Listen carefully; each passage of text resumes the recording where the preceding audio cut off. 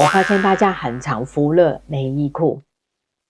其实内衣裤很重要，你每天都会穿，它有保护身体、衬托身体，还有一些吸汗的功能，所以你每天都会穿着它。另外，内衣裤是每一天贴着紧贴你的身体的，会直接影响到你的能量。很多人会觉得，破洞、发霉、发黄没关系啊，没有人看到，可以继续穿的，3点前是好事。是没错，是没有人看到，但你自己会看到啊。不觉得哪里怪怪吗？不觉得能量会不舒服吗？如果你每天都是正能量，但是你看到你的衣服都是又旧又残，甚至破洞的话，当它穿上去的心情会开心吗？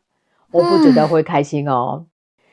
挑一些适合的内衣裤是很重要的，你应该经常检查你的内衣裤有没有破洞、发黄跟发霉，如果有的话，应该要立即换新的。